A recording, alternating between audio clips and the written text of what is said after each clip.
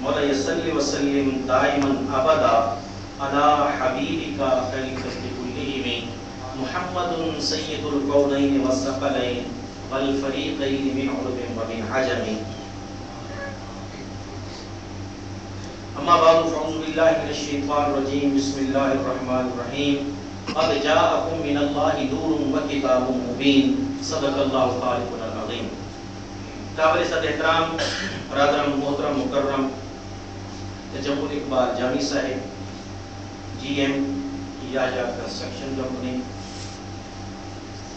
سرپرست ادارہ منہاج القرآن الحاج محمد خان قادری محمودی صاحب، صدر ادارہ منہاج القرآن جناب محمد سلیم یونس صاحب، نہایت ہی محترم و مکرم حضرت علامہ افتخار شریف الدین صاحب، نہایت ہی محترم و مکرم حضرت علامہ قاری شان علی زبیری صاحب، دور و نزدیک سے چل کے آنے والے دیگر برادران اسلام،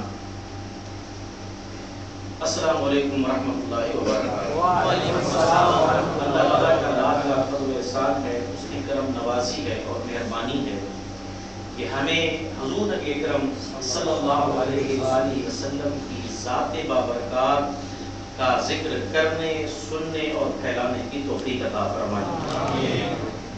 اور سب سے بڑھ کر یہ کہ ہمیں اللہ تبارک و تعالیٰ نے اپنے پیارے حبیب صلی اللہ علیہ وآلہ وسلم کی امت میں پیدائشی طور پر شامل فرمایا. یہ بہت بڑا احسان ہے اللہ تعالیٰ کا ہم پر. اس کے لیے جتنا بھی اس کا شکر ادا کیا جائے کم ہے. حضرین گرامی قدر، وقت مختصر ہے تو میں ایک بات شروع کروں گا. کل کا جو میرا بیان ہے شنفری کا، تو آپ میں سے میرے خیال میں کم سے کم 30% نے تو سنا ہوگا. ذرا ہاتھ کھڑا کریں کتنے دوست کا شنفری مسجد میں ہوتے؟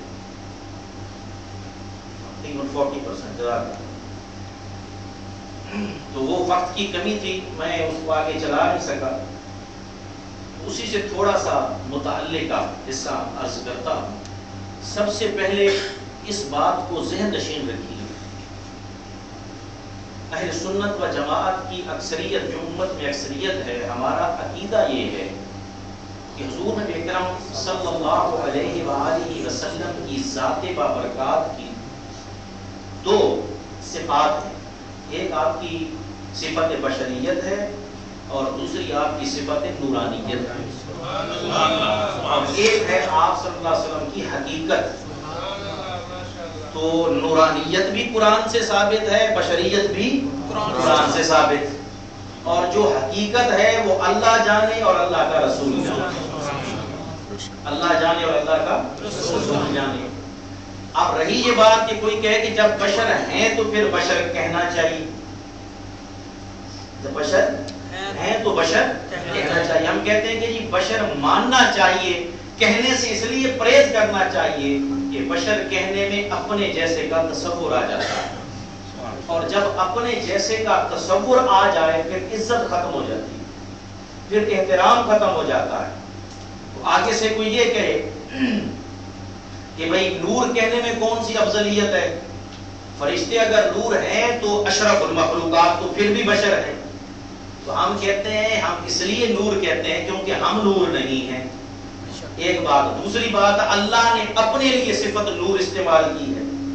فرمایا اللہ نور السماوات والارض. تو نور میں اونچائی ہے، اٹھان ہے، نظافت ہے، صفائی ہے، پاکیزگی ہے، طہارت ہے، اس کا وہ استعارہ ہے. تو ہم اس لیے حضور نبی اکرم صلی اللہ علیہ وسلم کی بشریت کا فقط اقرار کرتے ہیں اور نورانیت پہ اصرار کرتے ہیں. نورانیت پہ اصرار کرتے ہیں. اب ویسے یہ اپنی اپنی قسمت ہے. قسم سے میں بیٹھتا ہوں، سوچتا ہوں تو حیران ہوتا ہوں کہ وہ کیا امتی ہے کہ جب بھی بیٹھتا ہے تو ذکر مصطفیٰ کے حوالے سے ایسی بات کرتا ہے جس سے معاذ اللہ اس میں رکاوٹ آ جائے. جب ہم علماء اہل سنت نے یہ بات کی تو بڑی دور کی کوڑی لائے، اور وہ شاید آپ کو بھی ایک دفعہ ہلا کے رکھ دیں. اور وہ سوال یہ ہے، اب میں سوال آپ کے سامنے رکھتا ہوں. سوال یہ ہے کہ حضور نبی اکرم صلی اللہ علیہ وسلم اگر نور ہیں تو پھر آپ کی والدہ بشر کیوں ہیں؟ شاہ جی کو سوال نے ہلایا یا کل کدھر تھے آپ؟ اسی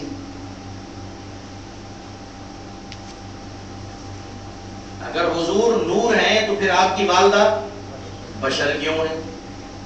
اسی سوال کی دوسری صورت، بشر سے نور کیسے پیدا ہو گیا؟ ایک جنس نے اپنے غیر کو کیسے جنم دیا؟ سوال پہنچا چکا ہوں یا نہیں؟ انہوں نے کہا بھئی یہ ہم نے ایسے سوال کیے کہ تم جواب لا بھی نہیں سکو۔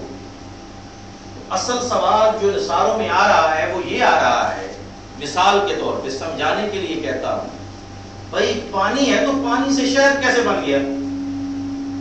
یا شہد ہے تو شہد سے پانی کیسے بن گیا؟ اس طرح کا سوال ہے، یعنی ایک جنس تھی، اس جنس سے دوسری جنس کیسے پیدا ہو گئی؟ تو برادران اسلام آج صرف اسی سوال کا مختصر جواب آپ کی خدمت میں پیش کروں گا، اور دلیل انشاءاللہ قرآن سے دوں گا۔ کس سے دوں گا؟ قرآن سے دوں گا، پھر اس پر سند انشاءاللہ حدیث سے لاؤں گا اگر وقت بچا۔ سب سے پہلا سوال تو آپ سے یہ ہے، ماشاءاللہ آپ میں اکثر دوست کم سے کم 10 بھی پاس ہوں گے، میٹرک بھی کیا ہوگا، تو سائنس تھوڑی بہت تو ضرور پڑھی ہوگی۔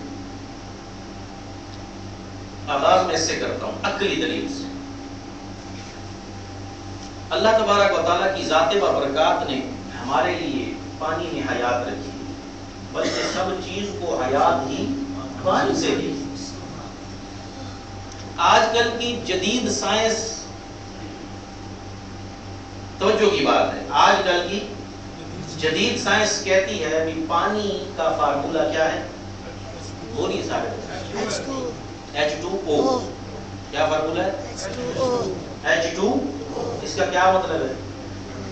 ہائیڈروجن کے 2 اور آکسیجن کا 1، دونوں ملے تو کیا بن گیا؟ میرا آپ سے سوال یہ ہے میرے ویر، ہائیڈروجن لیکوڈ ہے یا گیس ہے؟ اگر صاحب بتائیے، ہائیڈروجن آکسیجن لیکوڈ ہے یا گیس ہے؟ گیس کی جنس اور ہے، لیکوڈ کی مائع کی جنس اور ہے، دونوں مل گئی، گیسیں ملی، پیدا کیا ہو گیا؟ تو کبھی پانی کو کسی نے گیس کہا ہے؟ حالانکہ دونوں گیسیں اس میں شامل، کسی نے نہیں کہا۔ بات سمجھ میں آ گئی عقلی طور پہ؟ آئیے اب نقلی طور پہ، یہ وہ والا نقلی نہیں ہے جو آپ سمجھ رہے ہیں، یہ وہ والا ہے جو دونوں علامہ صاحبان سمجھ رہے ہیں۔ قرآن مجید فرقان حمید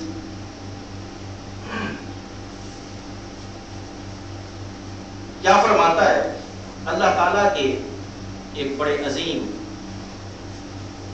نبی گزرے ہیں، ان کا نام ہے حضرت صالح علیہ السلام۔ حضرت صالح علیہ السلام، ان کا ایک بہت بڑا معجزہ ہے۔ کون سا؟ بولی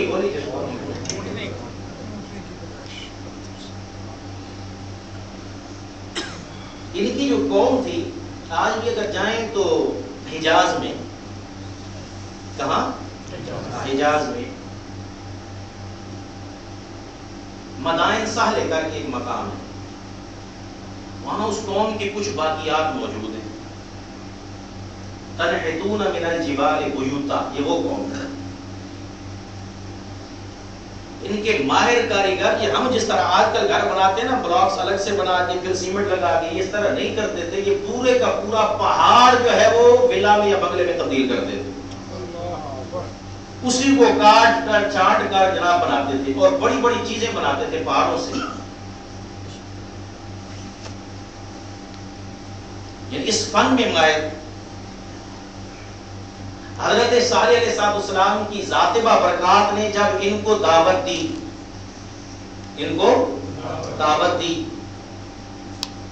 تو انہوں نے کہا ٹھیک ہے، دعوت قبول ہے، لیکن آپ ایک کام کریں، یہ جو سامنے ہمیں پہاڑ نظر آ رہا ہے، کیا چیز نظر آ رہی ہے؟ پہاڑ۔ اس کا مطلب ہوتا ہے سارے بولیں؟ آپ بولیں گے تو پھر میں آگے چلوں گا، نہیں بولیں گے تو میں سمجھوں گا بھائی آپ کو سمجھ نہیں آ رہی. آپ بولتے جائیے، کم بولیں گے زیادہ میں بولوں. کس کا بنا ہوا ہوتا ہے؟ تو آپ اس سے ہمیں اونٹنی پیدا کر کے دکھا دیں. تو برادران اسلام، یہ سوال کیا کہ حضرت صالح علیہ السلام سے اللہ تبارک و تعالیٰ کی ذات بابرکات قرآن مجید فرقان حمید میں یہ پورا واقعہ بیان فرماتے ہیں. یہ بات بھی ذہن نشین رہے، ہمارا یہ کبھی عقیدہ نہ رہا ہے، نہ ہے اور نہ ہوگا کہ نبی بالذات خود کچھ کر سکتا ہے.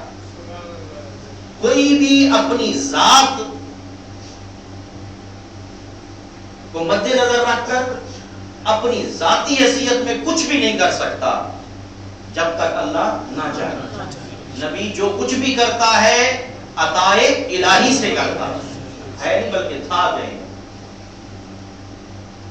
اب برادران اسلام،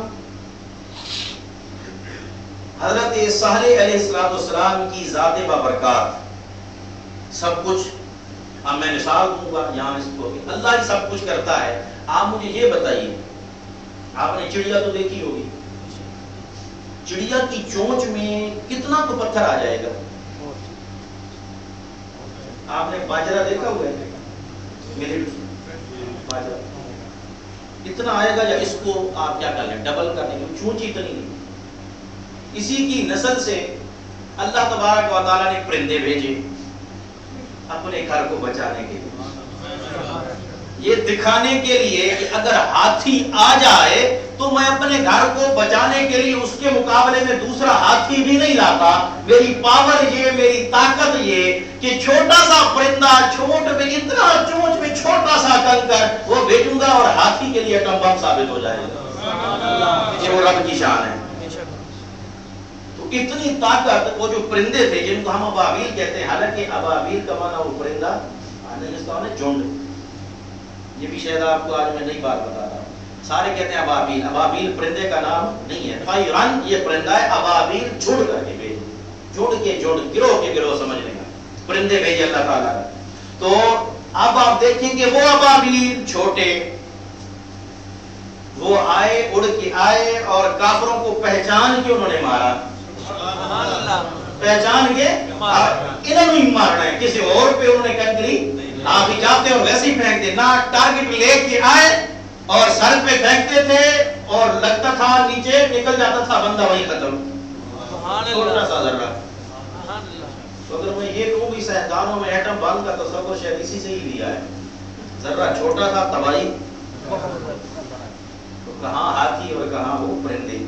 تو اب برادران اسلام، اگر اللہ تبارک و تعالیٰ ابابیل جس کو ہم کہہ رہے ہیں روٹین میں پرندے، ان کو اتنی پاور دے سکتا ہے، طاقت دے سکتا ہے، تو پھر اپنے نبی کو کیسے نہیں دیتا ہو. تو خدا کے عالم ہی عطا کرتا ہے، یہ ہمارا عقیدہ ہے. حضرت صالح علیہ السلام نے دعا کی، مولا اب انہوں نے سوال کر دیا ہے، کہتے ہیں پتھر سے بے جان چیز جو اپنی جگہ سے ہل سکتی ہے، نہ جڑ سکتی ہے، نہ کہیں چل سکتی ہے، نہ نمو کر سکتی ہے، نہ بڑھ سکتی ہے، نہ گھٹ سکتی ہے، پتھر سے اونٹنی پیدا کرنا چاہتے ہیں.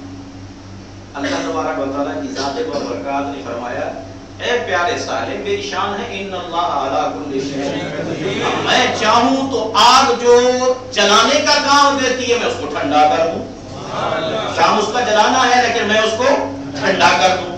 تو اونٹنی میں پیدا کروں گا. ہاں میرے پیارے صالح ذرا اشارہ تو کر دے، پیدا کدھر سے کرنی؟ پیدا میں ہی کروں گا، اشارہ تیرا چلے گا، تاکہ جن میں تو کھڑا ہے ان کو پتہ چل جائے ان اللہ اس ہستی کا مقام کیا ہے. برادران اسلام، یہ پتھر جو ہے نا، پتھر یہ بڑا بے وفا ہوتا ہے. اگر آپ ایک پتھر لے رہے ہیں، اس پتھر کو شہد میں ڈبو کے رکھ دیں یا دودھ میں ڈبو کے رکھ دیں، اتنی اس کی خدمت کریں، دشمن کے ہاتھ میں آئے گا وہ آپ کو مارے گا تو یہ آپ کو ہی لگے گا. اس لیے یہ نہیں کہ نا بھائی اس نے تو مجھے شہد پلایا، ملک دودھ پلایا، چلو میں سائڈ پہ ہی ہو جاؤں نا، آپ کو ہی لگے گا. بے وفا چیز ہے، جس کے ہاتھ میں آ جائے. لیکن قربان جائیں، ایک پتھر ہاتھ میں ابو جہل بھی پکڑ کے لایا تھا، سمجھ رہا تھا میرے ہیں،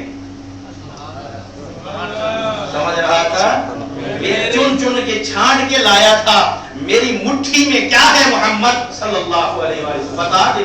سرکار نے فرمایا میں بتاؤں کیا یہ مٹھی میں ہے، وہ بتائے میں کون ہوں. چھانٹ کے لے کے آیا، سمجھتا ہے یہ اصول چھوڑ دے بھئی پتھر جس کے ہاتھ میں ہے اس کا ہے. مٹھی بند تھی، مٹھی بند تھی، وہ تو پوچھ رہا تھا نا اس میں کیا ہے. اب جب مٹھی بند ہے، مٹھی میں جو چیز اس کو باہر کچھ نظر آ رہا ہوگا، لیکن مٹھی کہتی ہے اس کے اندر جو پتھر ہے وہ کہتے ہیں ہم گواہی دیتے ہیں آپ اللہ کے رسول ہیں، آپ اللہ کے رسول ہیں. تو ایمان والوں پھر ایمان سے کہو. یہ تو عقیدہ ہے کہ طاقت سب اللہ ہی دیتا ہے. ہمارے مصطفیٰ تو وہ ہیں کہ ان کے سامنے پتھر آ جائے اللہ تعالیٰ اس کو بھی آنکھیں کان اور سمجھ عطا کر دیتا ہے. اتنی عظمت ہے، اتنی شان ہے. تو ابراہیم علیہ السلام، صالح علیہ السلام نے اشارہ کیا پتھر کی طرف، پتھر کی فطرت بدل گئی. پتھر کی فطرت بدل گئی. پتھر سے پانی تو نکلتا ہے، اس میں کوئی شک تو نہیں ہے کسی نے. ایسا بھی کیوں آواز کر رہا ہے؟ جب کوئی اس میں سے بند کر دے اس کو کیا؟ پتھر میں پانی تو نکلتا ہے پتھر سے. یہ اللہ تبارک و تعالیٰ کی ذات و برکات کا اصول ہے، چشمے جاری کرتا ہے. لیکن کبھی کسی پتھر سے کوئی جانور پیدا ہوا؟ بولیے نا. اللہ تعالیٰ کی ذات و برکات اپنے پیارے نبی صالح علیہ السلام کے اشارے سے پتھر کی فطرت بدل کر اس میں سے اونٹنی پیدا فرما رہا ہے. اگر صالح علیہ السلام کے اشارے سے پتھر کی فطرت بدل جائے، سرکار دو عالم کی دعا سے تیری فطرت کیسے نہ بدلے؟ اونٹنی پیدا ہو گئی. اب میرا سوال یہ ہے حضرت سے، اونٹنی کیا پتھر کی جنس سے ہے؟ سوال ہے کیا اونٹنی پتھر کی جنس سے ہے؟ قرآن کہہ رہا ہے اونٹنی کس سے پیدا ہوئی؟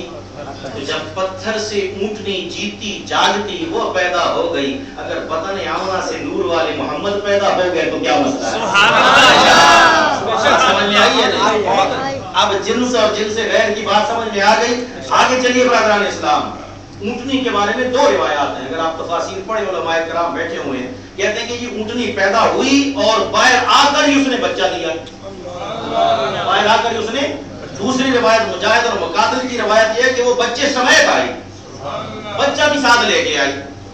آپ برادران اسلام، جب وہ آ تو گئی، اب وہ خاص تھی، عام نہ تھی. خاص تھی، عام نہ تھی. اللہ تعالیٰ نے پابندی لگا دی، فرمایا کہ جس دن یہ اونٹنی کنویں سے پانی پیے گی اور کوئی پانی نہیں پیے گا. اسپیشل پروٹوکول، جس دن یہ پانی پیے گی کوئی اور پانی نہیں پیے گا. کوئی جانور اس کے قریب نہیں جائے گا. جہاں یہ چرنے جاتی ہے وہاں کوئی اور چرنے نہیں جائے گا، وہاں کوئی اور چرنے. تو محترم یہ اونٹنی جب سب سے منفرد ہو گئی، جیسے آپس میں ویسے سوچیں اگر اس وقت کی جتنے اونٹ ہوں گے سوچتے تو ہوں گے بھئی ہم بھی اونٹ ہیں، یہ بھی اونٹ ہے، لیکن ادھر اسپیشل پروٹوکول کیوں؟ انہوں نے سوچا ہوگا بھی جدھر پانی پینے جاتی ہے ہمیں روک لیتے، خبردار تم نے نہیں جانا. جدھر چرنے جاتی ہے ہمارا چرنا روک دیا جاتا ہے. ان کے ذہن میں خیال آیا ہوگا، تحریک استقلال بلائی ہوگی، بھئی ہمارا حق مارا جا رہا ہے کہ ہم بھی اونٹ ہیں، یہ بھی اونٹ ہیں. تو ان کو کیا جواب ملا ہوگا؟ اب یہ جو میں نے پہلی بات کی ہے اس کے تناظر میں جواب، بھئی جس کنویں پہ یہ جائے وہاں نہ جائیں، جس چراگاہ میں جائے وہاں نہیں.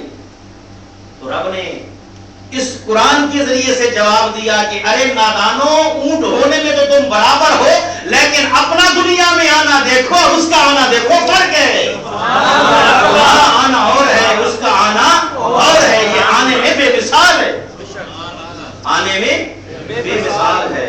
تو برادران اسلام کہتے ہیں کہ دودھ اتنا وہ دیتی تھی پورا علاقہ پیتا تھا، پورا लाका पीता था।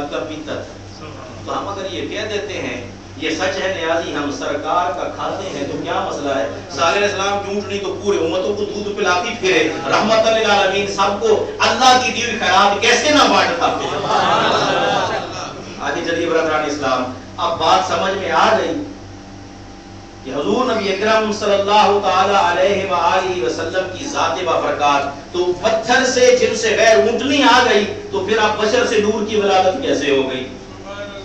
नूर की विलादत कैसे होगी? बात समझ में आ गई। आगे चलिए बरदरान इस्लाम, फिर इसी से जुड़ा हुआ दूसरा सवाल, भाई नूर की तो शादी भी नहीं हो सकती, फरिश्तों में कभी शादी नहीं, नूर होता उसकी शादी नहीं हो सकती।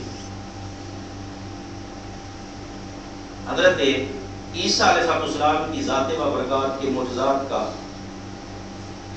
बयान है कुरान मजीद में, वो मुर्दे जिंदा करते थे।